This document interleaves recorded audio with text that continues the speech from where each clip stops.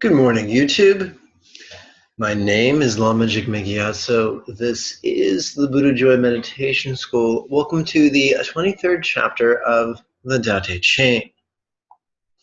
Let's switch to a screen sharing mode.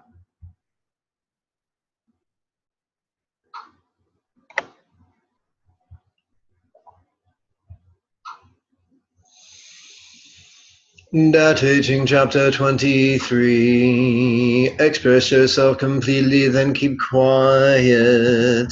Be like the forces of nature. When it blows, there is only wind. When it rains, there is only rain. When the clouds pass, the sun shines through. If you open yourself to the Tao, you are at one with the Tao, and you can embody it completely. So we're going to jump back for a second. When it rains, there is only rain. When the clouds pass, the sun shines through. Let's talk about communication from the standpoint of simplicity, from the standpoint of a centered spontaneity, where you speak without an intention, without an extrinsic motivation, without an intrinsic motivation, just completely spontaneously devoid of agenda. You see, when we speak from agenda, we have a tendency to try to manipulate others and bend them to our will. But that's not how nature works. When it's time to rain, it rains. When it's time to stop, it stops. There's no feedback loop. Likewise, when it's time for you to speak, speak. When that time has passed, stop. And be at ease. Practice simplicity. Devoid of dignity, devoid of ambition, devoid of agenda. Let's continue. If you open yourself to the Tao, you are at one with the Tao, and you can embody it completely. Many years ago, I stumbled across a book called Naked Awareness. And of course, my first thought was, oh boy, dirty, dirty Tantra. No. Naked Awareness was just a metaphor for radical vulnerability, completely trying not to protect our heart at all, completely open-hearted. That type of visceral vulnerability is mandatory if we are to master the path of simplicity, patience, and compassion. If you open yourself to insight, you are at one with insight, and you can use it completely.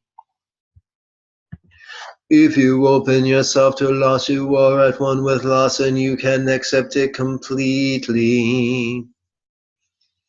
The more we practice the simplicity that comes from noticing and relaxing, the more we will be able to channel intuitive wisdom.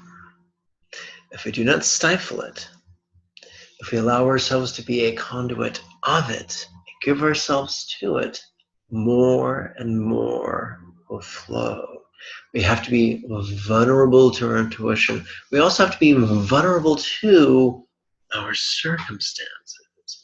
We really can't protect ourselves. Self-protection is a myth at best, and the ultimate of all losses at worst, according to the author of the Tao Te Ching. So come, let us exercise the courage to traverse this path of radical vulnerability. Open yourself to that Tao, then trust your natural responses, and everything will fall into place. All of us have an inner perfectionist. I want to make sure everything we choose and say and do is perfect, and the results we harvest are also perfect, but there's no guarantee of that. Ironically, the greatest probability of generating favorable outcomes comes from operating from a place of spontaneity. Not chaotic spontaneity, but centered spontaneity. That's one of the reasons I recommend each of my students meditate every morning and every evening. What a wonderful promise it is we receive that if we do that, not only occasionally but habitually, everything could fall into place. And that is all you get of chapter 23. I thank you for your time and your kind attention. If you like this, please give me a thumbs up. If you haven't already, subscribe to the YouTube channel. And of course, find the bell icon and click it so you will receive an email notification from YouTube every time I upload a video. So may you and yours be healthy and happy. Goodbye, YouTube.